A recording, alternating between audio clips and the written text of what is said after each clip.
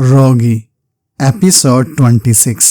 سرخ مکان کے گرد جہاں جہاں حمزاد گھوم رہا تھا وہاں تک کے بارے میں مطمئن ہو چکا تھا۔ اس دائرے سے آگے بڑھنے کے لیے بھی میں نے منصوبہ بندی کر لی تھی۔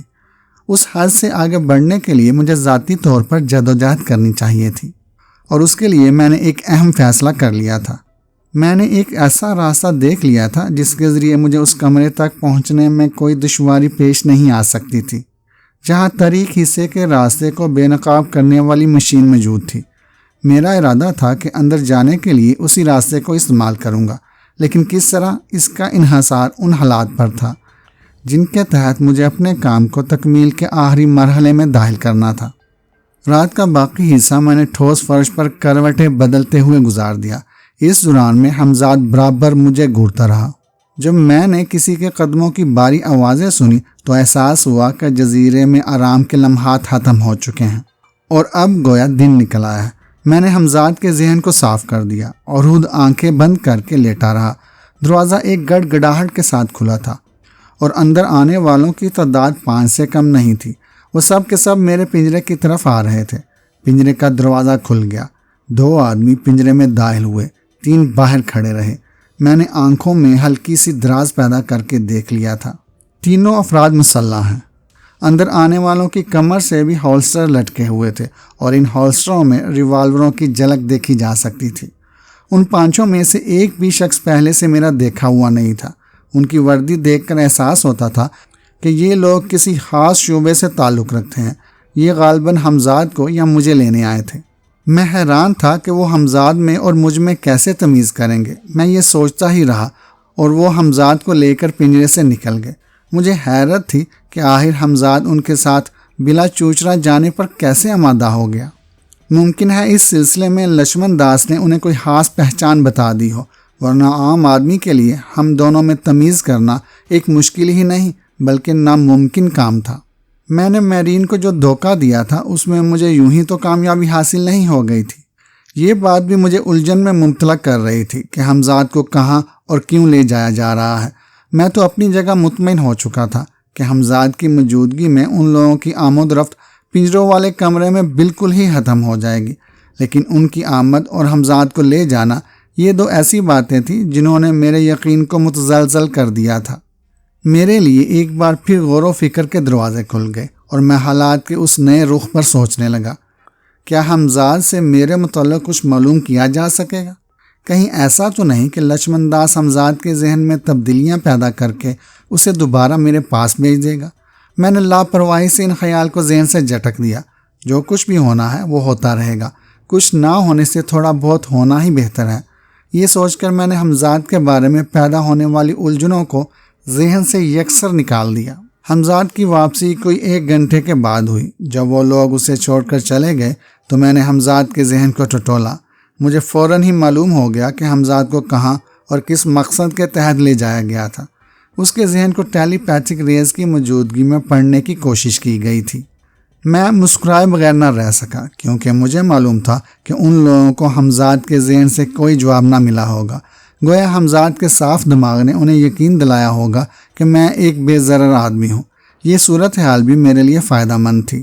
اب وہ لوگ میری طرف سے مزید مطمئن ہو گئے ہوں گے۔ ان کے اطمینان سے سب سے بڑا فائدہ یہ تھا کہ وہ میری جانب سے لاپرواہ بھی ہو جائیں گے۔ اسی لاپرواہی کے عرصے میں مجھے قیامت بن کر ان کے سروں پر ٹوٹ پڑنا تھا۔ لکشمن داس کے بارے میں مجھے معلوم ہو چکا تھا کہ وہ آج لندن جا رہا ہے۔ میں سوچ رہا تھا کہ اس کے جاتے ہی اپنے منصوبے کو عملی جامہ پہنانا شروع کر دوں گا اور پھر اسے اس جزیرے میں واپس آنا نصیب نہیں ہوگا۔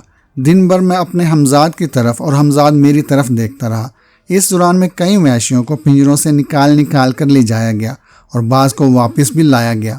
اس بات کا شمار ممکن نہیں تھا کہ کتنے وحشی پنجروں سے نکلے تھے اور کتنے وحشیوں کو واپس لایا گیا تھا، لیکن اتنا احساس البتہ ضرور ہو رہا تھا کہ آنے والوں کی تعداد جانے والوں کی تعداد سے کم تھی۔ وہ وقت تیزی سے قریب آ رہا تھا جسے میں نے اپنے کام کے لیے منتخب کیا تھا۔ میں نے حمزاد کی طرف دیکھا اور سوچا کہ آج اسے آرام کرنے کا موقع مل جائے گا اور میں بھاگ دوڑ کروں گا۔ اگر میری قوتیں بھرپور انداز میں میرے پاس ہوتی تو میں سب کو چکمہ دے کر نکل گیا ہوتا۔ یہ تو خیر ایک جملہ مرتضی تھا۔ ان قوتوں کی موجودگی میں ان کے ہاتھ ہی کیوں لگتا؟ مدام جولیا کے وجود اور اس جزیرے کے تجسس نے مجھے مجبور کر دیا تھا۔ میں جان بوجھ کر اپنی ان قوتوں سے وقتی طور پر ہاتھ دھو بیٹھوں گا۔ میں آج کی رات اپنے کام کا آغاز کرنا چاہتا تھا۔ اس جزیرے کی قسمت کا فیصلہ ہونے والا تھا۔ چند گھنٹے باقی تھے اور اس عرصے کو گزارنے کے لیے میرے پاس سوائے لیٹے رہنے کے اور کوئی چارہ نہیں تھا۔ ابھی مجھے لیٹے زیادہ دیر نہیں ہوئی تھی کہ میرین ایک بار پھر مجھ سے ملنے پہنچ گئی۔ میں نے اسے جلدی اپنے پروگرام سے آگاہ کر دیا اور اس سے ملاقات کا مقام بھی طے کر لیا۔ میں نے اسے ہدایت کر دی تھی کہ جیسے ہی جزیرے کے اوقات کے مطابق رات ہو جائے تو وہ سیاہ فام کو میرے پاس بھیج دے۔ اسے حقیقت سے آگاہ کرنے کی ضرورت نہیں، بس اتنا ہی سمجھا دے کہ اب اس کی غلامی کے دن ختم ہونے والے ہیں۔ طبعاً وہ سیاہ فام ایک نرم دل شخص تھا۔ وہ انسانیت سوچ سلوک دیکھ کر اپنا ذہنی توازن کھوتا جا رہا تھا، لیکن میرین ہی وہ عورت تھی جس نے اسے اطمینان دلایا تھا کہ انسان کی تذلیل کرنے والے ان حقیقی درندوں کا ایک روز خاتمہ ہو جائے گا اور پھر اس جزیرے کی داستانیں یہیں دفن ہو کر رہ جائیں گی۔ اس سیاہ فام کا نام ڈیوڈ تھا۔ میرین نے اسے میرے بارے میں نہ جانے کیا بتایا تھا کہ وہ اب میرا بے حد احترام کرنے لگا تھا۔ یوں بھی اس رات کے بعد سے وہ مجھے دیکھ کر کچھ خوف زدہ سا ہو جاتا تھا جب میں نے ہوشنگ کو ٹھکانے لگانے کے لیے تاریک حصے میں پھینک دیا تھا اور آدم ہوروں نے اسے اپنے پیٹ کے دوزخ میں سمیٹ لیا تھا، اس کی ہڈیاں تک چبا ڈالی تھیں۔ وہی آدم ہور جنہیں خود ہوشنگ نے ہی آدم ہوری سکھائی تھی، بالآخر وہ انہی کے لیے لقمہ تر ثابت ہو گیا تھا۔ میرین کو میں نے احتیاطاً فوراً ہی واپس بھیج دیا تھا اور اسے تیار رہنے کی ہدایت بھی کر دی تھی۔ جزیرے کی انتظامیہ کے بارے میں وہ مجھے سب کچھ تفصیل سے بتا چکی تھی اور میں اچھی طرح سے سمجھ گیا تھا کہ کس شخص پر مجھے قابو پانا ہے۔ عمل کی گھڑیاں جلد ہی آ گئیں۔ سیاہ فام ڈیوڈ اپنے لمبے بازوؤں کو سینے کے گرد لپیٹے آ گیا۔ اس پر نگاہ پڑھتے ہی پنجروں میں کھلبلی سی مچ گئی، لیکن جب وہ میرے پنجرے کے سامنے آ کر رک گیا تو میں نے محسوس کیا کہ تمام وحشیوں میں سکون کی لہر دوڑ گئی ہے۔ یکدم خاموشی چھا گئی تھی۔ میں نے اپنے ہمزاد کی طرف دیکھا۔ سب سے پہلے مجھے اس کا بندوبست کرنا تھا۔ میں اسے اپنے ساتھ لگائے نہیں گھوم سکتا تھا اور نہ ہی اسے یہاں چھوڑ کر جا سکتا تھا۔ میں پہلے بھی بتا چکا ہوں کہ اس ہمزاد کو اگر کوئی بھی تکلیف پہنچائی جائے تو میں بھی اسی تکلیف میں مبتلا ہو جاؤں گا۔ میں اس کی چھوٹی انگلی پر ایک گہرا نشان دیکھ چکا تھا۔ جب میں نے تجربے کے طور پر اپنی چھوٹی انگلی کو دانتوں تلے دبایا تھا تو ایک دانت گوشت میں اتر گیا تھا۔ بالکل ویسا ہی ایک نشان ہمزاد کی چھوٹی انگلی پر بھی موجود تھا۔ گویا ویسی ہی تکلیف اس نے بھی برداشت کی تھی۔ سیاہ فام نے الجھن امیز نگاہوں سے میری طرف دیکھا۔ میں نے اپنے لبوں کو متحرک کیا اور ایک ایسا عمل پڑھنے لگا جس سے ڈیوڈ کو میں اپنے ذہن کے تابع کر سکتا تھا۔ میں اس کی خاموش گفتگو کو نہیں سمجھ سکتا تھا اور میری آواز اس کے کانوں تک نہیں پہنچ سکتی تھی۔ اس لیے میں نے فیصلہ کیا کہ براہ راست اس کے ذہن ہی سے رابطہ رکھنا چاہیے۔ اس طرح ہماری یہ مشکل آسانی سے حل ہو سکتی تھی۔ کیا اس جزیرے میں کوئی بے حد محفوظ جگہ بھی ہے؟ میں نے براہ راست اس کے ذہن سے رابطہ قائم کرتے ہوئے دریافت کیا۔ میں تمہارا مقصد نہیں سمجھا۔ ڈیوڈ کا خیال میرے ذہن تک پہنچا۔ کوئی ایسی جگہ جہاں میں کچھ عرصے کے لیے اپنے ہمزاد کو محفوظ رکھ سکوں؟ میں نے وضاحت کی۔ سیاہ فام نے اس بات میں سر کو جنبش دی۔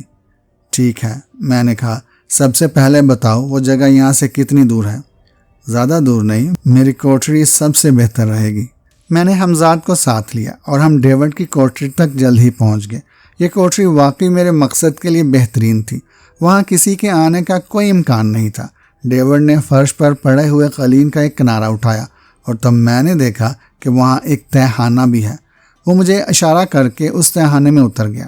میں نے ہمزاد کو اس تہخانے میں جا کر گہری نیند سلا دیا۔ لکشمن داس کے بارے میں مجھے میرین سے معلوم ہو چکا تھا کہ وہ جزیرے سے لندن کے لیے روانہ ہو چکا ہے۔ اس کی طرف سے تو مجھے اطمینان تھا، لیکن اس کی عدم موجودگی میں کسی کے ذمے یہ بات ضرور ہوگی کہ وہ ہمزاد کے سلسلے میں محتاط رہے۔ وہ ذمہ دار شخص کسی بھی وقت میرے پنجرے کی طرف آ سکتا تھا۔ اس کے علاوہ سب سے بڑا خطرہ اس وقت لاحق ہو سکتا تھا جب جزیرے پر انقلاب آنا تھا۔ اس انقلاب میں جو کچھ بھی ہو سکتا تھا اس کا مجھے اندازہ تھا، اور میں نہیں چاہتا تھا کہ اس حالت میں میرے ہمزاد کو کوئی نقصان پہنچے۔ اسے پنجرے میں رکھنے سے صاف ظاہر تھا کہ وہ کسی بھی وقت نقصان سے دوچار ہو سکتا تھا۔ تہخانے میں پہنچانے کے بعد میں نے ہمزاد کو گہری نیند سلا دیا اور اس کے گرد حصار کھینچ دیا تاکہ وہ کسی آواز سے چونک کر بیدار نہ ہو۔ اس کی طرف سے مطمئن ہونے کے بعد میں ڈیوڈ کے ساتھ اس کی کوٹھڑی سے نکل آیا۔ اب ہمارا رخ اس سرخ عمارت کی طرف تھا جس میں طریق حصے میں جانے والے راستے کو بے نقاب کرنے والا کنٹرول روم تھا۔ حمزاد کی وجہ سے میں اس کے بارے میں بہت کچھ معلوم کرنے میں پہلے ہی کامیابی حاصل کر چکا تھا، اس لیے میں سیدھا اس جگہ پہنچ گیا جہاں سے میں اپنے منصوبے کا آغاز کرنا چاہتا تھا۔ یہ جگہ جھاڑیوں سے گھری ہوئی تھی اور ان جھاڑیوں کے درمیان سے ایک راستہ سرخ عمارت کی طرف جاتا تھا۔ سرخ عمارت میں کام کرنے والوں کے اوقات کار بھی مجھے معلوم تھے اور میں وہاں عین اس وقت پہنچا تھا جب ڈیوٹیاں تبدیل ہونے والی تھیں۔ میں ڈیوڈ کی طرف دیکھ رہا تھا، اس کی آنکھوں سے گہرا خوف جھانک رہا تھا۔ تم خوف زدہ نظر آ رہے ہو، میں نے کہا۔ اس حصے کے لیے سخت احکام ہے ماسٹر، تمہیں گھبرانے کی ضرورت نہیں۔ میں نے اسے تسلی دینے کی کوشش کی۔ جب تک میں تمہارے ساتھ ہوں تم پر کوئی آنچ بھی نہیں آ سکتی۔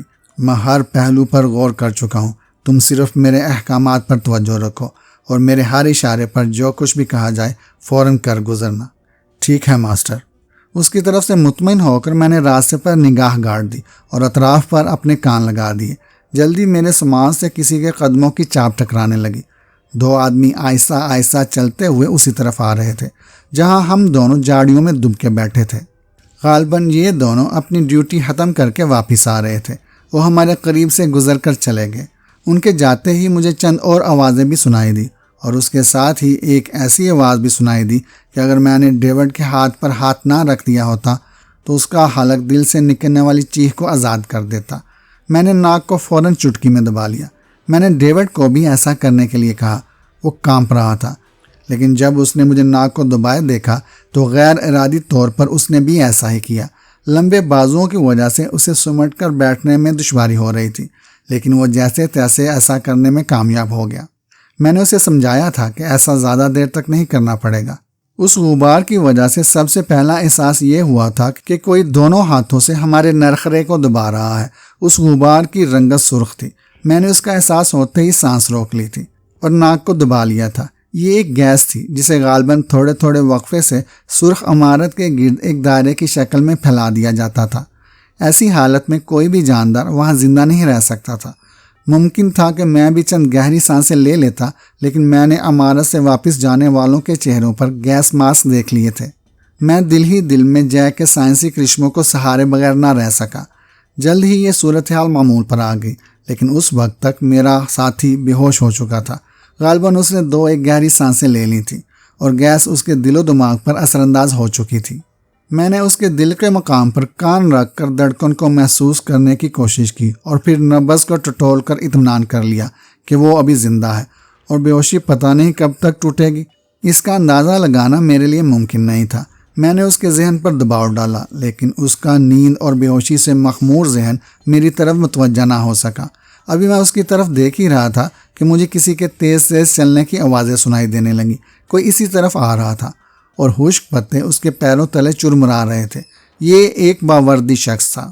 اس کے چہرے پر گیس ماسک نظر آ رہا تھا۔ میں خاموشی سے اٹھا۔ مجھے ایک ایسے ہی شکار کی تلاش تھی۔ وہ ارد گرد سے لاپرواہ راستے پر چلا آ رہا تھا۔ میں نے ایک درخت کے تنے کی آڑ لے لی اور اس کے قریب آنے کا انتظار کرنے لگا۔ وہ غالباً یہاں کے حفاظتی انتظام سے بے حد مطمئن تھا، اس لیے وہ ادھر ادھر دیکھے بغیر سیدھا سرخ عمارت کی طرف بڑھ رہا تھا۔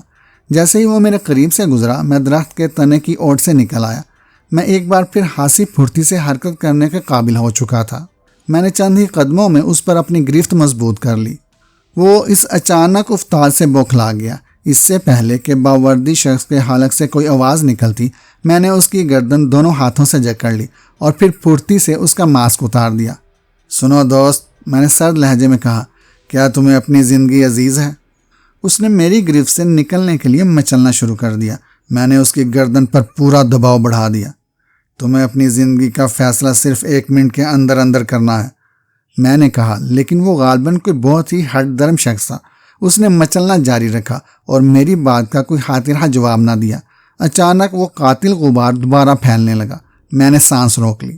جیسے ہی غبار پھیلا، میں نے اس شخص کے حلق سے اپنے دونوں انگوٹھوں کا دباؤ کم کر دیا۔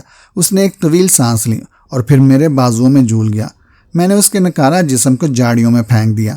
گیس ماسک پہن لینے کے بعد میں نے اس کی وردی اتارنی شروع کر دی۔ اس کا لباس پہننے میں مجھے چند منٹ ہی صرف ہوئے۔ اب میں اطمینان سے سرخ عمارت کی طرف بڑھ رہا تھا۔ وہ شخص مسلح نہیں تھا، اس لیے مجھے کوئی ہتھیار نہ مل سکا، لیکن ابھی مجھے کسی ہتھیار کی کوئی خاص ضرورت بھی نہیں تھی۔ عمارت میں پہنچ کر ممکن ہے کہ اس کی ضرورت پڑ جاتی، لیکن اس ذرا سے مسئلے پر قبل از وقت پریشان ہونا میری فطرت سے بعید تھا۔ سرخ عمارت چاروں طرف سے اونچے اونچے درختوں میں گری ہوئی تھی۔ اس کا غالباً ایک ہی دروازہ تھا، اور میں نے دیکھا کہ جس راستے پر آگے بڑھ رہا ہوں اس کا اختتام ایک دروازے پر ہی ہوتا تھا۔ دروازہ بند تھا۔ میں دروازے کی طرف بڑھتا ہوا سوچ رہا تھا کہ اس بند دروازے کو کھلوانے کی کیا تدبیر ہوگی، لیکن میری یہ الجھن بھی خود بخود حل ہو گئی، اور غالباً میرے جسم پر موجود وردی اور ماسک نے اس مشکل کو میرے لیے حل کر دیا۔ میں جیسے ہی دروازے کے قریب پہنچا تو اس کے کواڑ خود بخود ہی کھل گئے۔ ایک باوردی شخص نے گردن نکالی اور سر کو اسبات میں ہلایا۔ اس کے انداز سے اطمینان جھلک رہا تھا، اور یہی اطمینان بالآخر اس کے لیے نقصان دہ ثابت ہوا۔ دروازے میں قدم رکھتے ہی میں نے دونوں ہاتھ یوں آگے بڑھائے جیسے اس سے مصافحہ کرنے کا ارادہ ہو۔ اس نے بھی ہاتھ بڑھا دیا۔ میں نے پوری قوت سے اس ہاتھ کو اپنی طرف جھٹکا مارا۔ وہ کٹے ہوئے درخت کی طرح میری طرف آیا۔ میں نے پھرتی سے اس کا ہاتھ چھوڑ دیا، اور پھر اسی ہاتھ نے دوبارہ حرکت کی۔ اس بار ہتھیلی اور کلائی کا درمیانی جوڑ کام آیا، اور وہ اپنی ناک کو اس خطرناک چوٹ سے محفوظ نہ رکھ سکا۔ اس کے حلق سے خفیف سی کراہ نکل گئی، لیکن اسے پوری طرح حلق پھاڑ کر مدد کے لیے چیخنے کا موقع نہیں ملا۔ میں نے فوراً ہی اس کی ناف پر ٹھوکر مار دی، اور اس کا نرخرا دونوں ہاتھوں سے دبانے لگا۔ آواز اس کے حلق سے نکل تو رہی تھی، لیکن ایسی جیسی کہ خالی بوتل کو پانی میں ڈبو دینے سے پیدا ہوتی ہے۔ میں نے دروازہ بند کر دیا۔ دروازے کے قریب ہی ایک کمرے کا دروازہ تھا۔ یہ دروازہ اس وقت کھلا ہوا تھا۔ میں نے جلدی سے اس کی آڑ لے کر اندر دیکھا تو وہاں کوئی بھی نظر نہیں آیا۔ غالباً یہ کمرہ اس سرخ عمارت کے نگران کے لیے ہی محسوس تھا۔ میں نے پہرے دار کی لاش کو گھسیٹ کر اس کمرے میں پہنچا دیا۔ اس ساری کارروائی میں چند منٹ ہی لگے تھے۔ اگر مجھ سے چند لمحوں کی بھی تاخیر ہو جاتی تو صورتحال میرے حق میں خطرناک بھی ہو سکتی تھی۔ میں نے دیکھا کہ اس کمرے میں ایک ٹیلی ویژن بھی لگا ہوا تھا۔ اگر میں نے اس کی ایک اسکرین پر توجہ نہ دی ہوتی تو بڑے خسارے میں رہتا۔ اسکرین پر ایک منظر صاف دکھائی دے رہا تھا، اور یہ منظر سرخ عمارت کی طرف آنے والے راستے کو ظاہر کر رہا تھا۔ یہ بات فوراً ہی میری سمجھ میں آ گئی کہ دروازہ کھٹکھٹائے بغیر ہی کیوں کھل گیا تھا۔ اس وقت بھی دو آدمی اس راستے پر دکھائی دے رہے تھے۔ انہوں نے ویسی ہی وردیاں پہن رکھی تھی جیسی کہ اس وقت میرے جسم پر موجود تھی۔ ان کے چہرے پر ماسک بھی نظر آ رہے تھے۔ میں نے جلدی سے دروازہ کھول دیا۔ وہ اندر آئے تو میں نے فوراً ہی ان پر حملہ کر دیا۔ اس وقت میری حالت اس درندے جیسی تھی جیسے ایک عرصے بعد پہلا شکار نظر آیا ہو۔ دونوں اس ناگہانی افتاد کے لیے قطعاً تیار نہیں تھے، اس لیے میں انہیں لیے ہوئے فرش پر ڈیر ہو گیا۔ گرنے سے پہلے میں نے ایک کی پسلی میں پوری قوت سے ٹھوکر ماری تھی، اور یہ ایک ہی ٹھوکر اسے دنیا و مافیا سے بے خبر کرنے کے لیے کافی تھی۔ دوسرا ذرا جاندار تھا۔ وہ اچھل کر میری طرف آیا، لیکن پیٹ میں لگنے والے گھٹنے کی چوٹ اسے دیوار تک لے گئی، اور اس کی کھوپڑی کا عقبی حصہ دیوار سے اتنی قوت کے ساتھ ٹکرایا کہ اس کے عقبی حصے کے چٹکنے کی آواز سنائی دی تھی۔ میں نے بلا تاخیر ان دو لاشوں کو بھی اسی کمرے میں گھسیٹ کر پہنچا دیا جہاں ایک لاش پہلے سے موجود تھی۔ ان سب کو یوں ٹھکانے لگانے میں ایک مصلحت بھی تھی کہ سرخ عمارت میں موجود آدمیوں کی تعداد کم ہو جائے۔ ابھی تک مجھے یہ معلوم نہیں تھا کہ وہاں کتنے آدمی موجود ہیں۔ دراصل میں چاہتا تھا کہ کم سے کم آدمیوں سے میرا کام سہل ہو جائے۔ جتنی بھی کم مزاحمت ہوگی اتنی ہی جلدی میں اپنے کام کی تکمیل کے قابل ہو جاؤں گا۔ میں ایک کرسی پر بیٹھ گیا۔ میری نگاہ اسکرین پر جمی ہوئی تھی۔ یہ خیال اچانک ہی میرے ذہن میں پیدا ہوا تھا کہ کیوں نہ تھوڑی دیر اس کمرے میں انتظار کر لوں۔ اس کا سب سے بڑا فائدہ یہ ہو سکتا ہے کہ میں اطمینان سے چند اور آدمیوں کو ٹھکانے لگا سکتا ہوں۔ کیا جیک بھی اس وقت موجود ہوگا؟ یہ سوال بار بار میرے ذہن میں گردش کر رہا تھا۔ دفعتاً میں چونک پڑا۔ اسکرین پر دکھائی دینے والے راستے پر ایک شخص چلا آ رہا تھا۔ اس کی جسامت خاصی باری تھی اور اس کے چلنے کا انداز باروب تھا۔ میں نے اندازہ لگایا کہ یقیناً یہ کوئی اہم شخص ہوگا۔ اس کے باری برکم جسم پر وردی تھی اور اس کا جسم وردی میں ٹھنسا ہوا نظر آتا تھا۔ گیس ماسک چڑھائے وہ پروقار انداز میں سرخ عمارت کی طرف بڑھ رہا تھا۔ میں نے دیکھا کہ اس کے دائیں ہاتھ کے قریب کمر سے بندھا ہوا ایک ہولسٹر بھی تھا۔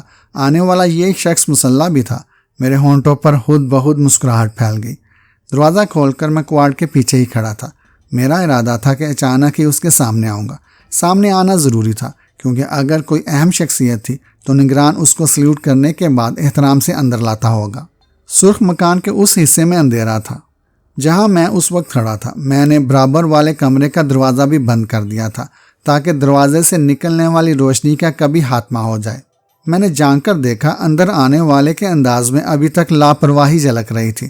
میں نے بھی مطمئن انداز میں سر کو اسبات میں حرکت دی۔ تجربہ شاہد تھا کہ ایسے لوگ بہت آسانی سے شکار ہو جاتے ہیں جن کو اچانک ہی کسی نازک صورتحال میں مبتلا ہونا پڑ جاتا ہے۔ اس سے پہلے کہ اس جسیم شخص کے کان کھڑے ہوتے میں نے اس کا پہلا قدم دروازے کے اندر آتے ہی پھرتی سے حرکت کی۔ میرا دایاں ہاتھ بجلی کی سی صورت سے ہولسٹر پر پڑا اور بایاں اس کی بغل سے تھوڑا سا نیچے پسلیوں پر پڑا۔ یہ حملہ اس قدر اچانک ہوا تھا کہ وہ بوکھلا گیا، لیکن اس کی یہ بوکھلاہٹ عارضی تھی۔ اس نے خود کو فوراً ہی سنبھال لیا تھا۔ جب وہ پلٹا تو اس کی پھرتی قابل دید بھی تھی۔ اس کا دایاں ہاتھ دائرے میں چکرا گیا تھا۔ میں نے پھرتی سے خود کو عقب میں کر لیا۔ اس کی ہتھیلی میرے چہرے کے سامنے سے گزر گئی تو ایسی آواز پیدا ہوئی جیسے کسی نے بھرپور انداز میں تلوار گمائی ہو، لیکن اس کا وار حال ہی گیا ہو۔ میں نے لیٹے لیٹے ہی دونوں ٹانگیں اچھالی۔ میرے دونوں پیر اس کے سینے پر پڑے۔ اس بار جسیم شخص کے لیے خود کو سنبھالنا ممکن نہ ہوا۔ وہ گر گیا۔ میں بڑی پھرتی سے اس کے سینے پر سوار ہو گیا تھا۔ پھر ریوالور کی نال میں نے اس کے سینے سے لگا دی۔ فوراً ہی اس کی جدوجہد دم توڑ گئی اور وہ بے حس و حرکت لیٹ گیا۔ اس کے گیس ماسک کو چہرے سے ہٹا کر میں نے تہمکانہ لہجے میں کہا، اگر تم یہ چاہتے ہو کہ تمہارا یہ گوشت کا پہاڑ خون کے چشموں کی سرزمین نہ بنے تو کوئی ایسی حرکت نہ کرنا جو مجھے ریوالور میں موجود تمہارے جسم میں اتارنے پر مجبور کر دے۔ میرے سرد لہجے اور موقع کی نزاکت نے اس کے جسم میں ہلکی سی تھر تھراہٹ پیدا کر دی اور میں نے اسے صاف محسوس کر لیا تھا، لیکن اس کے باوجود صورتحال اس شخص کے لیے موافق نہیں تھی۔ اس نے دوسرے احمقوں کی طرح حملے کا رجحان ظاہر نہیں کیا تھا۔ وہ خوفزدہ نہیں تھا۔ چلو اٹھو، میں نے اس کے سینے سے ریوالور کی نالی اٹھاتے ہوئے کہا۔ وہ فوراً ہی اٹھ کھڑا ہوا تو میں نے اسے گھوم جانے کی ہدایت کی۔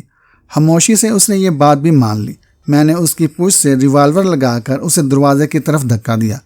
چلو اس کمرے میں چلو۔ میرا لہجہ اس قدر سرد رہا تھا کہ اس شکار نے پلٹ کر ریوالور پر ہاتھ ڈالنے کا خیال اگر ذہن میں آیا بھی ہوگا تو اسے جھٹک دیا ہوگا۔ دروازہ کھول کر وہ میرے آگے آگے اندر چلا گیا۔ میں نے دروازہ اندر سے بند کر لیا۔ کمرے کی روشنی میں ہم نے ایک دوسرے کی شکل غور سے دیکھی۔ وہ مجھے دیکھ کر حیرت کی زیادتی سے گنگ دکھائی دے رہا تھا۔ اس کا مطلب تھا کہ وہ میرے بارے میں جانتا تھا، جبکہ خود اس کی صورت میرے لیے اجنبی تھی۔ سنو دوست، میں نے قدرے نرم لہجہ اختیار کیا، لیکن میرا انداز جارحانہ ہی رہا۔ میں محسوس کر رہا ہوں کہ تم مجھے جانتے ہو، کیا یہ درست ہے؟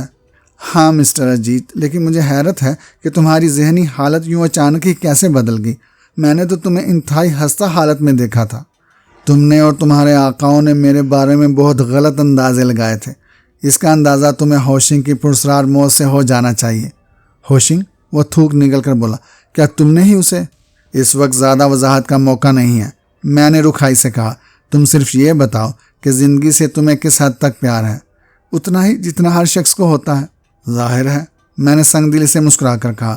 اگر ایسا نہ ہوتا تو تم عمر کے اس حصے کو ہرگز نہ پہنچتے اور کبھی کہ زندگی جیسی قیمتی چیز کو ہاتھ سے گنوا چکے ہوتے۔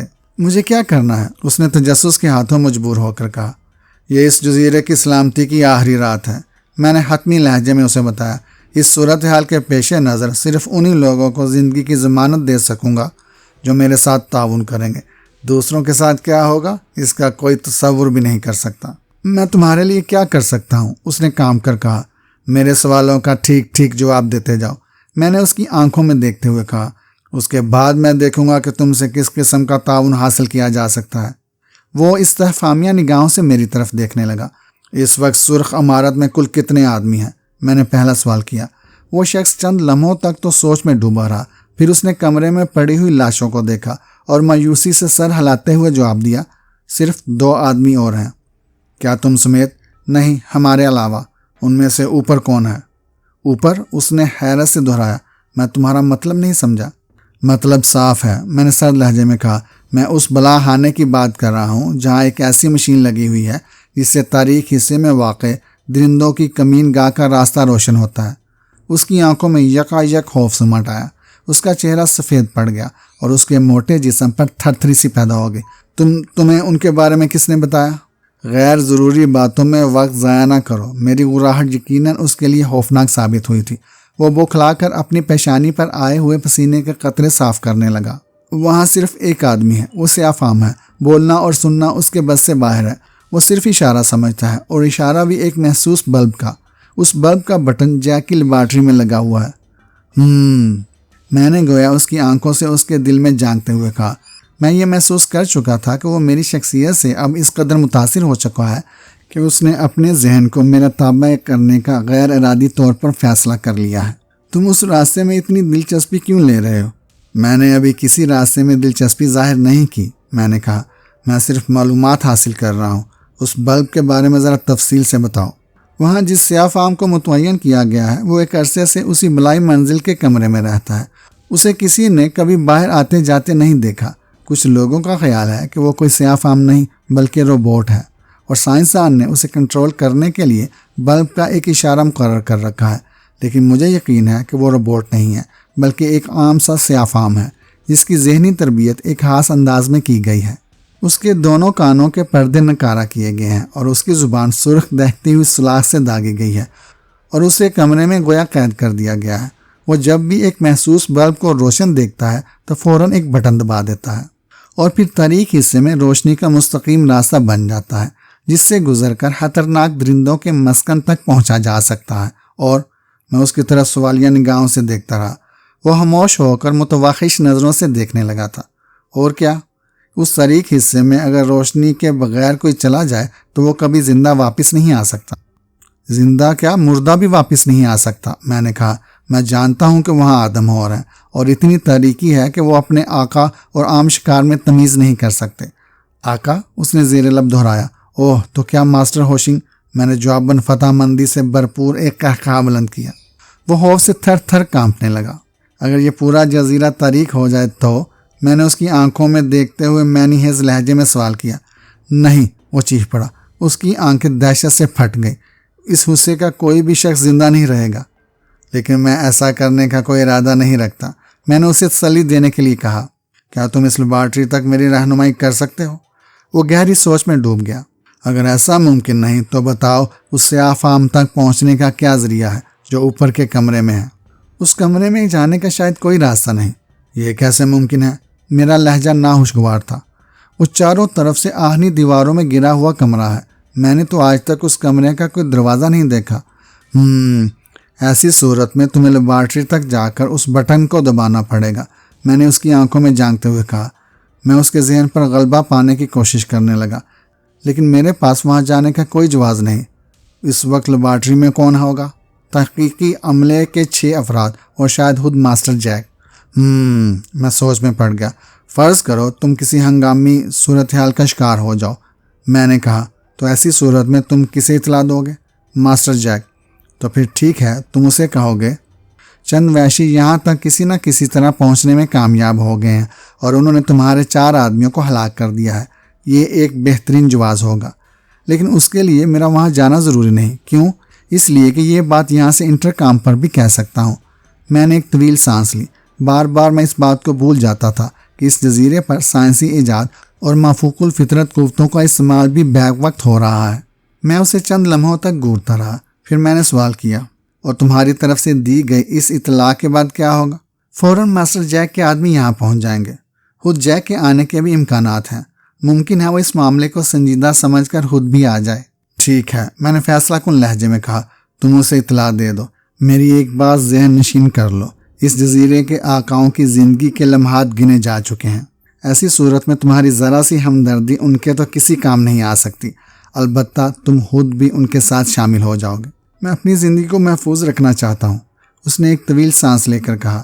میں یہاں ملازم ہوں، ان کا کوئی رشتہ دار نہیں ہوں جن سے میں نے ساتھ جینے اور ساتھ مرنے کا وعدہ کر رکھا ہو۔ تم مجھے اس جزیرے کے سب سے عقل مند آدمی نظر آتے ہو، میں نے کہا۔ میں تمہارے متعلق ضرور سوچوں گا، تمہیں ان خدمات کا بہترین صلہ ملنا چاہیے۔ اس کی آنکھوں میں حریصانہ چمک پیدا ہو گئی۔ میں جو کچھ کہوں گا اسے غور سے سنو، میں نے دھیمی آواز میں کہنا شروع کیا۔ تم جیک کو اطلاع دے دو کہ یہاں ایک حادثہ پیش آ گیا ہے، ساتھ ہی یہ بھی کہہ دینا کہ جیک بذات خود چلائے کیونکہ یہ ایک سنگین معاملہ ہے۔ یہ سن کر وہ یقیناً دوڑا چلائے گا۔ یہ فون کرنے کے بعد تم یہاں سے رخصت ہو جاؤ۔ تمہارے ذمے یہ کام ہے کہ جیسے ہی جیک اور اس کے آدمی لیبارٹری سے نکلے فوراً اندر گھس جانا اور پھر اس بٹن کو دبا دینا تاکہ تاریک حصے میں روشنی پھیل کر وہ راستہ روشن ہو جائے۔ میں جیک اور اس کے ساتھیوں کے استقبال کے لیے یہیں موجود رہوں گا، میں نے مسکرا کر کہا۔ وہ اس بات میں سر ہلاتا ہوا تیزی سے دروازے کی طرف بڑھا ہی تھا کہ میں نے آواز دے کر اسے روکا۔ ٹھہرو، میں نے کہا، جانے سے پہلے اس حفاظتی نظام کو نکارا کرتے جاؤ جس کی وجہ سے عام لوگوں کو اس سرخ عمارت کے قریب آنے کی جرت نہیں ہوتی۔ اس نے فوراً ہی دروازے سے نکل کر اس طرف دوڑ لگا دی جہاں اس حفاظتی نظام کا کنٹرول تھا۔ میں اس دوران میں ٹیلی ویژن پر اس راستے کو دیکھ رہا تھا جہاں سے اسے واپس جانا تھا۔ 5 منٹ بعد وہ مجھے نظر آ گیا۔ وہ تیزی سے اسی راستے پر جا رہا تھا جو عمارت سے باہر جانے کے لیے واحد راستہ تھا۔ میں اس شخص کی طرف سے مطمئن تھا۔ اس کی آنکھوں میں حریصانہ چمک دیکھ چکا تھا۔ غالباً اسے میرے بارے میں مکمل معلومات حاصل تھی اور وہ یہ بھی یقین کر چکا تھا کہ جزیرے میں انقلاب آنے والا ہے۔ اس نے اپنے ساتھیوں کی لاشیں بھی دیکھ لی تھی، اس لیے وہ کسی شبے میں مبتلا ہوئے بغیر ہی فوراً ہی راہ پر آ گیا تھا۔ اس کے جانے کے بعد میرے لیے کوئی کام نہیں تھا، اس لیے میں اطمینان سے بیٹھا ٹیلی ویژن کو گورنے لگا۔ اب میں منزل مقصود سے قریب تھا۔ میرے انگ انگ سے خوشی کی لہریں نکل رہی تھیں اور میں خوشیوں اور کامیابیوں کا نشہ سا محسوس کر رہا تھا۔ ٹیلی ویژن کی اسکرین اب خالی تھی۔ وہ شخص راستے پر دکھائی نہیں دے رہا تھا، اگرچہ میں اسے یہ معلوم کرنا بھول گیا تھا کہ وہ کتنی دیر میں لیبارٹری تک پہنچ جائے گا، لیکن میں جانتا تھا کہ وہ جگہ زیادہ دور نہیں ہوگی۔ اس نے جب حفاظتی نظام کو نکارا کیا تو اس کے ساتھ ہی جیک کو بھی اطلاع دے دی تھی۔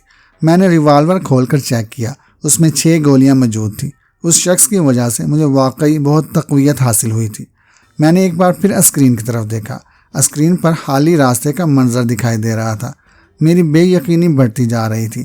میں دل ہی دل میں دعائیں کر رہا تھا کہ جیک اس خبر کو سن کر ادھر ہی دوڑتا چلا آئے۔ اگرچہ وہ ایک ذہین شخص تھا، لیکن بوکھلاہٹ میں ذہانت پر پتھر بھی تو پڑ جاتے ہیں۔ میری یہی خواہش تھی۔ 15 منٹ گزر گئے۔ اچانک مجھے اس منظر میں اضافہ محسوس ہونے لگا جسے میں اس وقت اسکرین پر دیکھ رہا تھا۔ چند دوڑتے ہوئے آدمیوں کے ہیولے نظر آ رہے تھے اور یہ ہیولے آہستہ آہستہ بڑھ رہے تھے۔ میں نے ریوالور ہاتھ میں لیا اور تیار ہو گیا۔ ابھی وہ سرخ عمارت سے کچھ فاصلے پر تھے۔ میری نگاہ اسکرین پر جمی ہوئی تھی۔ میں صرف یہ دیکھنے کے لیے بے چین تھا کہ ان ہیولوں میں جیک کا ہیولا شامل ہے یا نہیں۔ شاید تیزی سے اسکرین پر پھیل رہے تھے۔ وہ جیسے ہی اتنے قریب آئے کہ میں ان کے حد و حال دیکھنے کے قابل ہو گیا تو مجھے یہ دیکھ کر بے پناہ خوشی ہوئی کہ جیک نہ صرف ان میں شامل تھا بلکہ وہ سب سے آگے آگے دوڑا چلا آ رہا تھا۔ اس کے دائیں ہاتھ میں ریوالور دبا ہوا تھا۔ میں نے اس کے چہرے پر بوکھلاہٹ دیکھ لی تھی۔ میرا دل خوشی سے جھوم اٹھا۔ اگر وہ اس وقت ذرا سی بھی سوجھ بوجھ سے کام لے لیتا تو اسے دوڑتے ہوئے اس طرف نہیں آنا چاہیے تھا۔ اسے چاہیے تھا کہ وہ سب سے پہلے اس کمرے کا رخ کرتا جہاں پنجروں میں وحشیوں کو بند رکھا گیا تھا۔ اسے ہمزاد اور مجھے دیکھنا چاہیے تھا۔ اسے غالباً ہم دونوں کی طرف سے بے حد اطمینان تھا۔ شاید اسی لیے وہ بوکھلایا ہوا سرخ عمارت کی طرف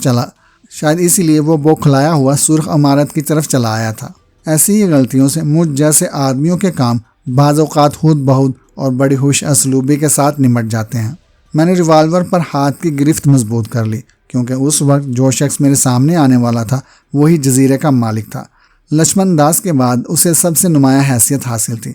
اس بات کا علم مجھے میرین سے ہوا تھا اور یہ مشورہ بھی اسی کا تھا کہ اگر جیک اور اس کے 6 آدمی کسی طرح میری گرفت میں آ جائیں تو جزیرے پر انقلاب لانا کوئی مشکل کام نہ ہوگا۔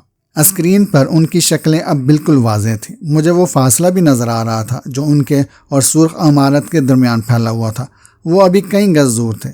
جیک کے ساتھ آنے والوں کی تعداد 5 تھی۔ اس کا مطلب تھا کہ ایک آدمی لیبارٹری ہی میں رہ گیا ہے۔ میں نے اس بات میں سر ہلایا کیونکہ اس شخص سے وہ آدمی بآسانی نمٹ سکتا تھا جسے میں نے لیبارٹری کی طرف بھیجا تھا۔ اس شخص کو ٹھکانے لگائے بغیر اسے اپنے مقصد میں کامیابی نہیں ہو سکتی تھی اور میں جانتا تھا کہ وہ ہر حال میں میرے حکم کی تعمیل کرے گا۔ اس موقع پر میرے لیے سب سے بڑی خوش قسمتی یہ تھی کہ سائرن نہیں بجا تھا۔ سائرن کی وجہ سے دشواریاں بڑھ سکتی تھی کیونکہ اس طرح وہ لوگ بھی متوجہ ہو سکتے تھے جو اس وقت آرام کی نیند سو رہے تھے۔ میں نے ان لوگوں کے استقبال کے لیے پوری تیاری کر رکھی تھی۔ لاشوں کو میں دروازے کے سامنے سے ہٹا چکا تھا اور اب راستہ صاف تھا۔ جب ان کا فاصلہ عمارت سے چند گز گزر گیا تو میں پھرتی سے دروازے کی طرف بڑھا اور دروازے کی اوٹ میں کھڑا ہو گیا۔ ریوالور کا دستہ میرے ہاتھ کے شکنجے میں پھنسا ہوا تھا۔ میں نے ہاتھ بڑھا کر دروازے میں تھوڑی سی درز پیدا کر دی اور دھڑکتے ہوئے دل سے ان کا انتظار کرنے لگا۔ ابھی مجھے وہاں کھڑے کھڑے چند ہی سیکنڈ ہوئے تھے کہ دروازے پر ایک دھماکہ سنائی دیا۔ یوں محسوس ہوا جیسے کوئی شخص لڑکھڑا کر دروازے سے آ ٹکرایا ہو۔ میں اسکرین پر دیکھ چکا تھا کہ جیک سب سے آگے تھا، اس لیے میرا اندازہ تھا کہ دروازے سے ٹکرانے والا وہی ہو سکتا ہے۔ دروازے سے ٹکرانے کے بعد کواڈ ایک جھٹکے سے کھل گئے اور وہ اندر آ گرا۔ اس کے ساتھی چند قدم پیچھے تھے۔ غالباً انہوں نے جیک کو گرتے بھی دیکھ لیا تھا، اس لیے وہ فوراً ہی سنبھل گئے، ورنہ اسے روندتے ہوئے گزر جاتے۔ اس وقت میں نے اپنی زندگی کی سب سے زیادہ پھرتی کا مظاہرہ کیا ہوگا۔ میں نے ایک ہی نگاہ میں دیکھ لیا تھا کہ ریوالور جیک کے ہاتھ سے گر گیا ہے۔ لڑکھڑانے کے بعد وہ دیوار پر گرفت برقرار رکھنے میں کامیاب نہ ہوا تھا۔ میں نے ریوالور کو تو نظر انداز کر دیا اور سب سے پہلے دروازے کو بند کر دیا۔ دروازہ بند کر کے اس کا بورڈ لگانے میں مجھے چند سیکنڈ ہی لگے ہوں گے۔ جیسے ہی میں اس کی طرف گھوما، اس کی آنکھوں میں میرے لیے بے پناہ نفرت اود کر آئی۔ اس کے چہرے کی ساخت پہلے سے بھی زیادہ بگڑی ہوئی تھی۔ وہ یوں مجھے گور رہا تھا جیسے کوئی بھیانک خواب دیکھ رہا ہو۔ میں نے ریوالور کا رخ اس کے سینے کی طرف کر دیا۔ سنو جیک، میرا لہجہ بے انتہا سرد تھا۔ تم زندہ نہیں، وہ ہکلایا۔ میری زندگی کی پرواہ نہ کرو، فی الحال تمہیں اپنی خیر منانی چاہیے۔ میں نے لہجے کی سختی اور صفاقی برقرار رکھتے ہوئے کہا، تم لوگوں نے میرے ساتھ جو سلوک کیا ہے اسے ذہن میں رکھتے ہوئے تمہیں یہ خیال تو ذہن سے نکال ہی دینا چاہیے کہ میں تمہارے ساتھ کوئی رعایت کروں گا۔ دفعتاً دروازے پر بھاری ہاتھوں سے دستک دی گئی اور کسی نے پکارنا شروع کیا، ماسٹر جیک، ماسٹر جیک۔ اپنے آدمیوں سے کہو کہ وہ پرسکون رہیں، میں نے حکم دیا۔ اگر انہوں نے دروازہ توڑنے کی کوشش کی تو میری پہلی گولی تمہارے سینے میں ہی پیوست ہوگی۔ دروازے پر دستک بڑھتی جا رہی تھی۔ اس میں شدت آتے ہی یوں محسوس ہونے لگا جیسے باہر موجود 5 آدمیوں نے دروازے کو توڑ دینے کا تہیہ کر لیا ہو۔ میں نے پوری قوت سے ایک ٹھوکر جیک کے پیٹ میں ماری۔ اسے اب تک حرکت کرنے کا موقع نہیں ملا تھا اور نہ ہی اس نے اپنے ریوالور کی تلاش میں ادھر ادھر دیکھنے کی کوشش کی تھی۔ ٹھوکر لگتے ہی اس کے حلق سے چیخ نکل گئی۔ وہ زیادہ مضبوط جسم کا مالک نہیں تھا، اس لیے یہ ٹھوکر برداشت نہ کر سکا۔ اس کی چیخ غالباً دروازے سے باہر بھی سنائی دے گئی، اس لیے دروازے پر اب ہاتھوں ہی سے نہیں پیروں سے بھی ضربیں لگائی جا رہی تھیں۔ میں نے اسکرین پر پہلے ہی دیکھ لیا تھا کہ وہ 5 آدمی مسلح ہیں۔ انہوں نے ابھی تک دروازے پر فائر نہیں کیا تھا، شاید یہ سوچ کر رہ گئے ہوں کہ اس طرح ان کا ماسٹر بھی زد میں آ سکتا ہے۔ انہیں حکم دو کہ پرسکون انداز میں باہر کھڑے رہیں، میں جیک کا ریوالور اٹھا کر جیب میں رکھتے ہوئے کہا۔ وہ تھر تھر کانپنے لگا۔ معلوم نہیں خوف تھا یا غصے کی زیادتی جس نے اس کے ناتواں جسم پر لرزہ طاری کر دیا تھا۔ اسے بولنے میں دشواری ہونے لگی۔ اسے بار بار منہ کھولتے دیکھ چکا تھا، اس لیے یہ مشکل میں نے یوں آسان کی کہ میں خود ہی اس کے ساتھیوں سے مخاطب ہوا۔ سب وہیں کھڑے رہو، دروازے پر ٹھوکریں نہ مارو۔ اگر دروازے کو توڑنے کی کوشش کی تو اندر آتے ہی سب سے پہلے جو چیز دکھائی دے گی وہ تمہارے ماسٹر کی لاش ہوگی، میں نے خاصی بلند آواز میں کہا۔ اس کے باوجود دروازے پر ٹھوکریں اور ہاتھوں کی چوٹیں پڑتی رہیں۔ مجھے اپنا یہ حکم بار بار دینا پڑا۔ اس بار میری آواز پہلے سے کافی بلند تھی۔ اس کوشش میں ناکامی نہیں ہوئی، انہوں نے میری آواز سن لی تھی۔ دروازے پر ہونے والی گولہ باری اب ختم ہو گئی تھی۔ اس وقت ریوالور کی نال تمہارے ماسٹر کے سینے کی طرف اٹھی ہوئی ہے، میں نے احتیاطاً پھر کہا۔ دروازے سے دور ہٹ جاؤ اور جب تمہیں اندر آنے کے لیے کہا جائے کوئی قریب نہ آئے۔ میں نے ماسٹر جیک کی طرف دیکھا، اس کا چہرہ دھواں دھواں ہو رہا تھا۔ تم نے اپنی موت کو آواز دی ہے اجیت، اس نے سرسراتی آواز میں کہا۔ اس جزیرے کے بارے میں تمہاری معلومات اتنی کم ہے کہ تم یہاں ایک قدم بھی اپنی مرضی سے نہیں اٹھا سکتے۔ تم شاید اپنے سائنسی شعبدوں کے ضمن میں ایسا کہہ رہے ہو، اس نے خوفناک لہجے میں کہا۔ میں اتنے دن یہاں جک نہیں مارتا رہا، میں سب کچھ کر چکا ہوں اور یہی شعبدے تمہارے خلاف استعمال ہوں گے۔ تم کن شعبدوں کی بات کر رہے ہو؟ اس نے ناگواری سے کہا۔ ٹیلی پیتھک ریز، میں نے اس کی آنکھوں میں دیکھتے ہوئے جواب دیا۔ فوٹوگرافک ریز اور وہ تاریک حصہ جس میں آدم ہور رہتے ہیں۔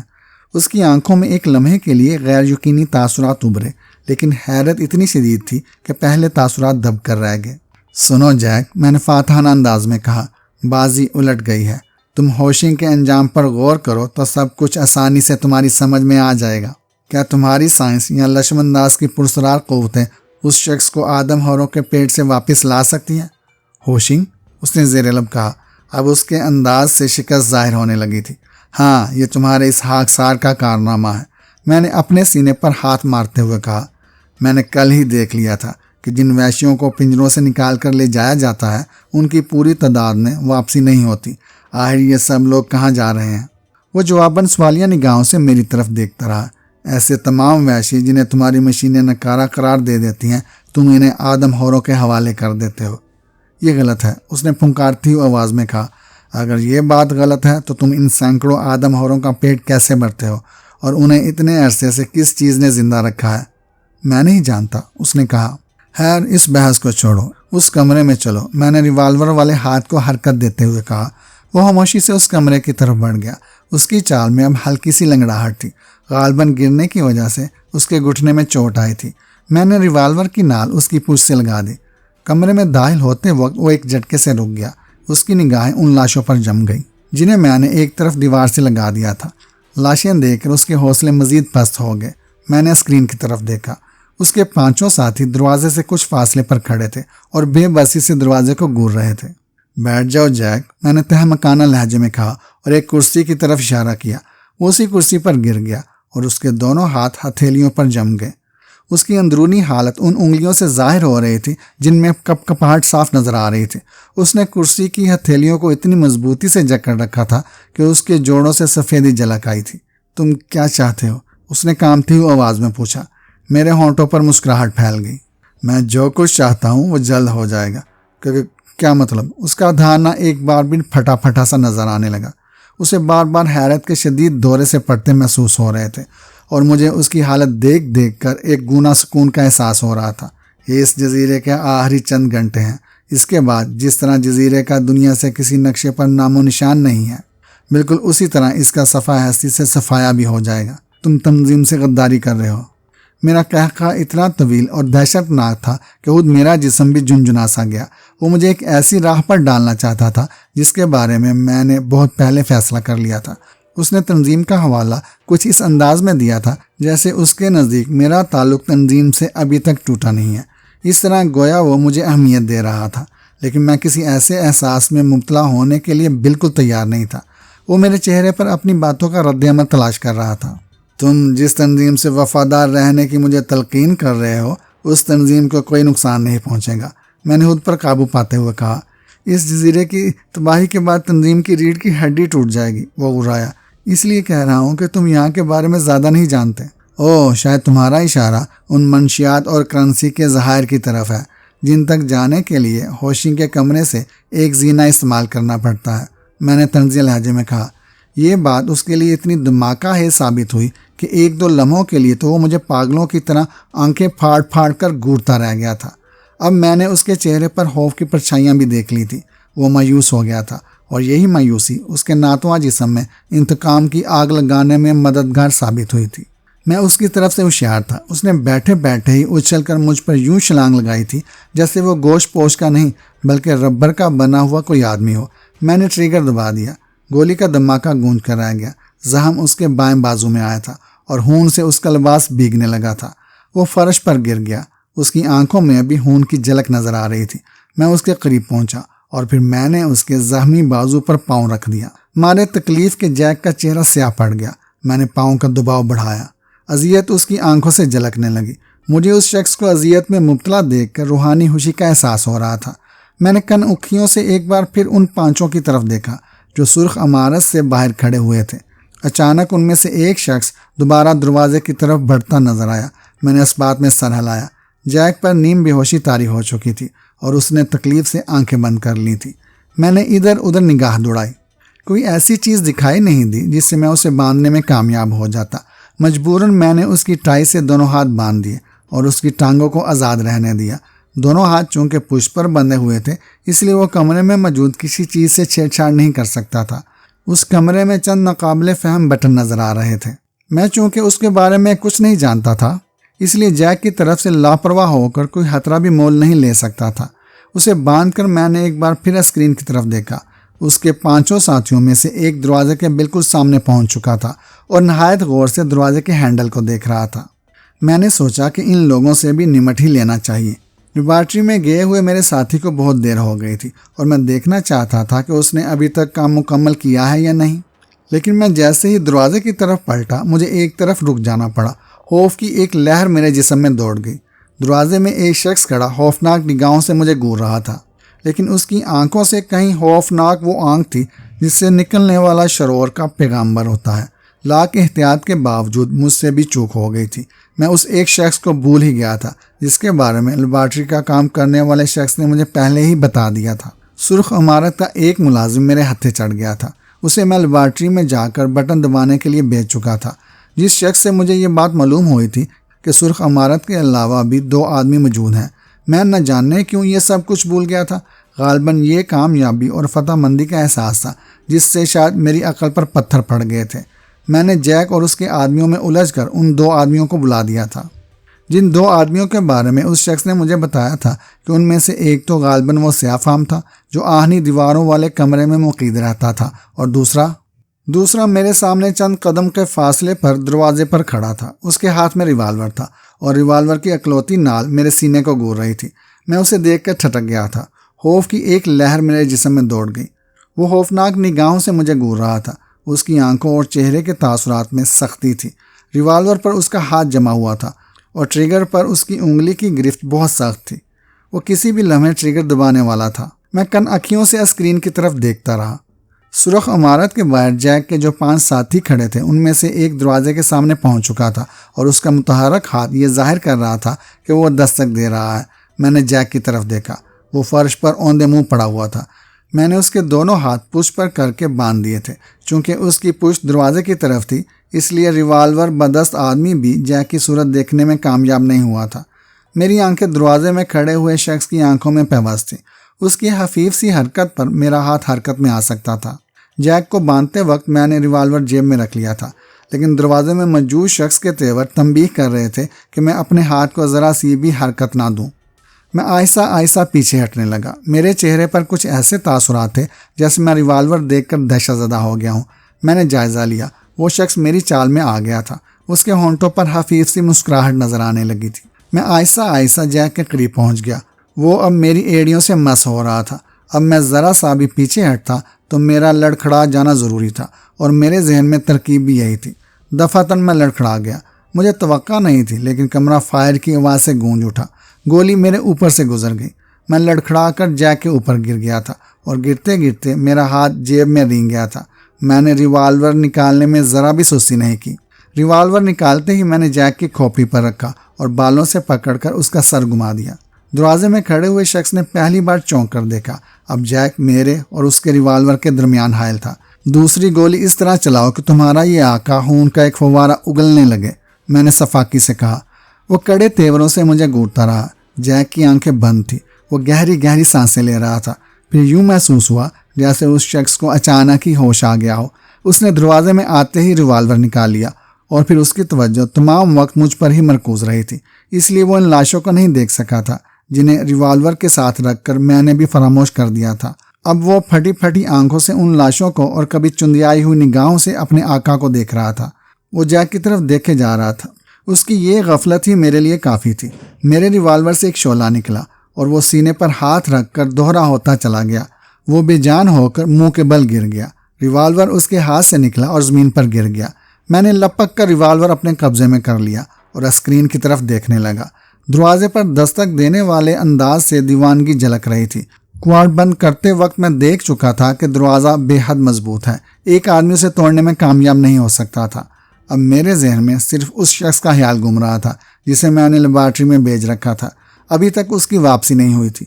معلوم نہیں وہ کامیاب بھی ہوا تھا یا نہیں۔ جیک کی آنکھیں بدستور بند تھیں۔ میں نے اسے بالوں سے پکڑ کر جھٹکا دیا۔ اس نے آنکھیں کھول کر میری طرف دیکھا۔ اس کے انداز سے شکست کا اظہار ہونے لگا۔ سنو جیک، میں نے شفاف لہجے میں کہا، میں تمہیں تاریک حصے میں پھینکنے کا ارادہ رکھتا ہوں، لیکن اگر…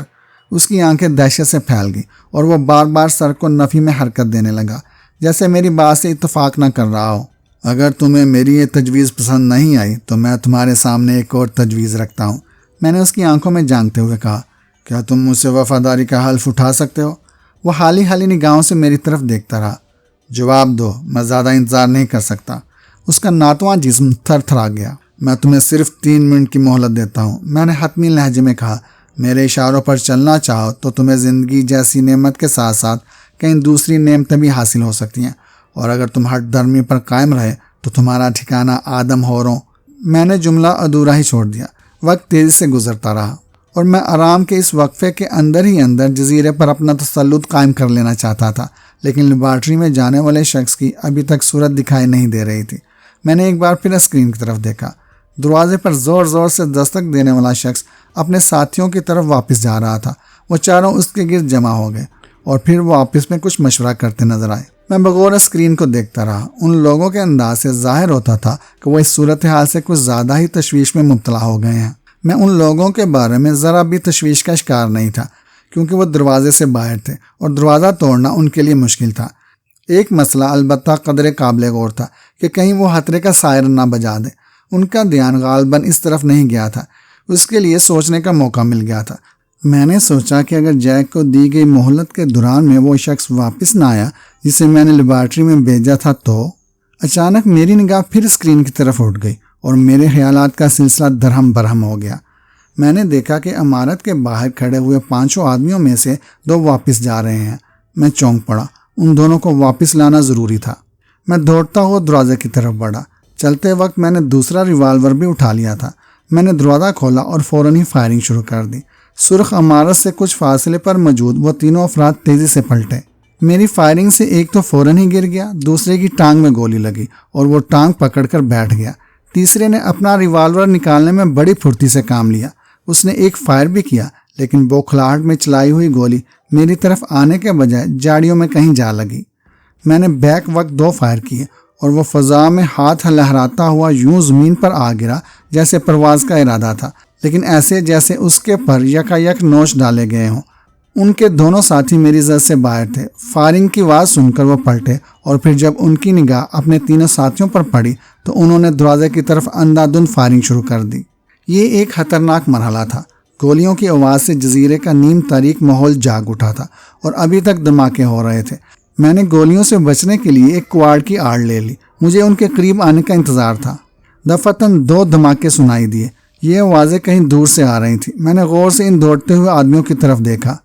ان میں سے ایک ڈیر ہو گیا تھا اور دوسرا ریوالور ہاتھ میں لیے بوکھلائی سی نگاہوں سے ادھر ادھر دیکھتا رہا، شاید فائرنگ کرنے والے کا سراغ لگا رہا تھا۔ خود مجھے شدید حیرت تھی۔ اب میدانی حصے میں جیک کے 5 آدمیوں میں سے ایک ہی باقی رہ گیا تھا۔ وہ میرے ریوالور کی زد میں نہیں تھا، اس لیے میری گولی کارآمد ثابت نہیں ہو سکتی تھی۔ کسی انجانی سمت سے آنے والی گولیوں کے دھماکے یکایک بند ہو گئے تھے۔ میں دروازے کی آڑ میں کھڑا سانس روکے یہ سب کچھ دیکھ رہا تھا۔ میرے دیکھتے ہی دیکھتے 5واں آدمی جاڑیوں میں گھس گیا۔ میں نے دروازہ بند کیا اور دبے قدموں باہر آ گیا۔ دائیں طرف کی جاڑیوں میں ہلچل سی مچی ہوئی تھی۔ میں نے 5ویں آدمی کو اسی جانب چھپتے دیکھا تھا۔ میں بھی جاڑیوں کی طرف سرک گیا۔ جاڑیوں کی باڑ کے سائے میں آہستہ آہستہ اسی طرف بڑھتا رہا جہاں میرے اندازے کے مطابق وہ شخص چھپا ہوا تھا۔ جاڑیوں میں سرسراہٹ یکایک ختم ہو گئی۔ میں بھی رک گیا۔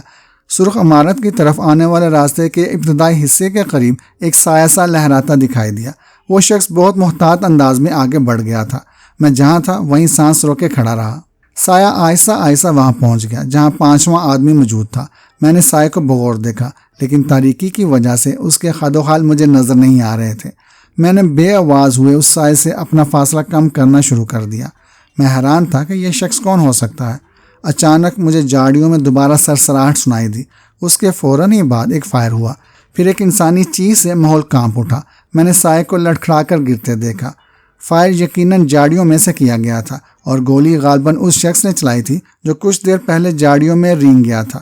یہ بات تو طے تھی کہ زخمی ہو کر گرنے والا میرا ہمدرد ہے۔ اگر وہ میرا ہمدرد نہ ہوتا تو ان دونوں پر کبھی گولی نہ چلاتا۔ میں زمین پر گر گیا اور کوہنیوں کے سہارے آگے بڑھنے لگا۔ دونوں ریوالور میرے ہاتھ میں دبے ہوئے تھے اور میں کوشش کر رہا تھا کہ رینگنے سے خفیف سی آواز بھی پیدا نہ ہونے پائے۔ ابھی تک مجھے کہیں بھی روشنی دکھائی نہیں دے رہی تھی۔ اس کا مطلب تھا کہ لیبارٹری میں جانے والا شخص ابھی تک اپنے مقصد میں کامیاب نہیں ہوا، یا پھر ممکن تھا کہ سرخ عمارت کے گرد پھیلی ہوئی جاڑیوں کی وجہ سے وہ تاریک حصہ دکھائی ہی نہ دیتا ہو جہاں ایک روشن لکیر کی وجہ سے راستہ ظاہر ہونا تھا۔ میں آہستہ آہستہ سرکتا رہا حتیٰ کہ اس سائے کے قریب پہنچ گیا۔ وہ گہری گہری سانسیں لے رہا تھا۔ کون ہو تم؟ میں نے سرگوشی کی۔ جواباً وہ کہا اور میں سمجھ نہ سکا کہ اس نے کیا کہا ہے۔ میں نے اس کے جسم کو ٹٹول کر دیکھا۔ وہ میرا ہاتھ لگتے ہی سمٹ گیا، لیکن اس نے مزاحمت نہیں کی۔ غالباً وہ بھی سمجھ گیا تھا کہ میں اس کا دشمن نہیں ہوں۔ میرے ہاتھ میں چپچپاہٹ سی محسوس ہونے لگی اور میں نے خون کی بو بھی محسوس کی۔ اس شخص کے بائیں پہلو سے خون تیزی سے بہہ رہا تھا۔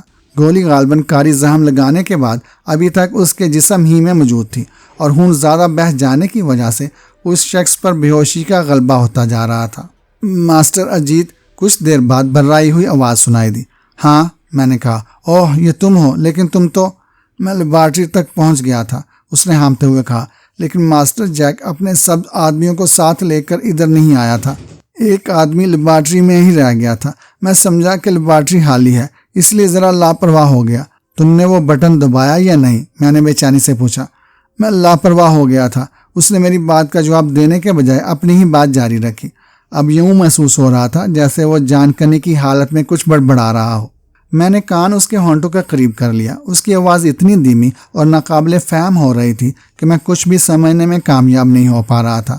چند لمحوں تک وہ بڑبڑاتا رہا، پھر اس کی آواز بند ہو گئی۔ میں نے چونک کر اس کی کلائی پکڑی اور نبض ٹٹولنے لگا، پھر اس کے سینے سے کان لگا کر ڈوبتے ہوئے دل کی دھڑکنیں سننے کی کوشش کی۔ وہ بھی زندہ تھا، دھڑکن بے حد خفیف اور نبض ڈوبتی ہوئی محسوس ہو رہی تھی۔ عقب میں جاڑیاں خاموش تھیں، ہلکی سی سرسراہٹ بھی سنائی نہیں دے رہی تھی۔ میں اس پانچویں شخص کے بارے میں فکر مند تھا جو قریب ہی کہیں چھپا بیٹھا تھا۔ اس شخص کو ٹھکانے لگانا بہت ضروری تھا۔ میں نے ایک بار پھر اس دم توڑتے ہوئے آدمی کی طرف دیکھا۔ وہ بڑی حد تک اپنے ڈوبتے ہوئے ذہن پر غلبہ پانے میں کامیاب ہو گیا تھا۔ اس کی دھیمی آواز ایک بار پھر سنائی دینے لگی۔ میں اس کی طرف جھک کر بغور سننے لگا۔ میری لاپرواہی، وہ کہہ رہا تھا، میرے لیے خطرناک ثابت ہوئی۔ میں لیبارٹری میں گھس گیا، لیکن اس کمرے تک نہ پہنچ سکا جہاں جا کر مجھے بٹن دبانا تھا۔ چھٹے آدمی سے میری مڑبھیڑ اس کمرے سے کچھ فاصلے پر ہوئی۔ وہ مجھے دیکھ کر چونک پڑا۔ میں نے اسے قریب دینے کی کوشش کی، لیکن شاید وہ بانپ چکا تھا کہ میں کسی غلط ارادے سے وہاں آیا ہوں۔ وہ مجھے دیکھ کر بھاگ اٹھا۔ میں نے فائر کر دیا۔ اس نے بھی ریوالور نکال لیا تھا اور پھر اس نے فائر کر دیا۔ گولی میرے بازو میں لگی۔ میں پھر بھی پیچھے نہ ہٹا۔ اس سے پہلے کہ میں اس شخص کے قریب پہنچتا یا اسے قتل کر کے جیک کے کمرے تک پہنچنے میں کامیاب ہو جاتا، اس نے دروازہ بند کر لیا اور پھر وہ اندر ہی اندر بند ہو کر بیٹھ رہا۔ لیبارٹری کے کسی دروازے کو توڑنا ممکن نہیں۔ میں زخمی تھا اور مجھے یہ بات معلوم تھی کہ وہ شخص لیبارٹری کو بند کر کے میرے لیے چوہے دان بنا سکتا ہے۔ اس لیے میں فوراً وہاں سے بھاگ نکلا۔ ابھی میں لیبارٹری سے نکلا ہی تھا کہ اس نے تمام کھڑکیاں اور دروازے بند کر لیے۔ کاش میرا نشانہ ناکام ثابت نہ ہوتا، اس نے ایک سرد آہ بھرتے ہوئے کہا۔ وہ زخمی شخص ہے، گولی اس کی کمر میں لگی تھی۔ معلوم نہیں اس وقت زندہ ہے یا مر گیا۔ اگر وہ مر گیا تو جیک کی لیبارٹری کو قیامت تک نہیں کھولا جا سکتا، کیونکہ اس جزیرے کے بیشتر سائنسی آلات کا کنٹرول ماسٹر جیک کے کمرے میں ہے۔ اوہ، میرے ہونٹ سکڑ گئے۔ میں اس معاملے میں جتنی جلد بازی کر رہا تھا اتنی ہی دیر ہوتی جا رہی تھی۔ اب ایک نئی مصیبت پیدا ہو گئی تھی۔ میں پھر کچھ بھول رہا تھا۔ میرے ذہن میں جیسے ہی یہ خیال آیا، میں چاروں طرف سے پوری طرح چوکنا ہو گیا۔ پانچویں آدمی کو تلاش کر کے ٹھکانے لگانا بہت ضروری تھا۔ میں آہستہ آہستہ اٹھ کھڑا ہوا۔ میری آنکھیں تاریکی میں ادھر ادھر چکراتی رہیں۔ ریوالور میرے ہاتھوں میں دبے ہوئے تھے اور میں خفیف سی سرسراہٹ پر بھی فائر کرنے کے لیے بالکل تیار تھا۔ خدشہ یہ تھا کہ کہیں وہ شخص جاڑیوں سے نکل کر عمارت کی سمت نہ نکل گیا ہو۔ اگر ایسا ہوا تو اسے تلاش کرنا مشکل ہو سکتا تھا، لیکن میرے تمام تر خدشات بے ضرر ثابت ہوئے۔ وہ جاڑیوں میں ہی موجود تھا۔ میں نے کسی کے ہلنے جلنے سے پیدا ہونے والی آواز کو سنتے ہی چونک کر ادھر دیکھا۔ وہ شخص فائر کرنے کے لیے تیار تھا، غالباً اپنے فائر کا رد عمل دیکھنے کے لیے وہیں دبک کر جس شخص کو گولی لگی تھی اس کی چیخ کو اس نے بھی سن لیا تھا، اس لیے وہ شاید مزید احتیاط کے پیش نظر جاڑیوں میں دبکا رہا تھا۔ جب اس نے کافی دیر تک کوئی آواز نہیں سنی تو مطمئن ہو کر اب جاڑیوں سے باہر آ رہا تھا۔ یہ ایک خطرناک اور ضدی شخص تھا۔ اس کی جگہ اگر کوئی اور ہوتا تو فوراً فرار کی راہ اختیار کر لیتا، لیکن وہ ابھی تک موقف پر جمع ہوا تھا۔ یہ کہانی ابھی جاری ہے۔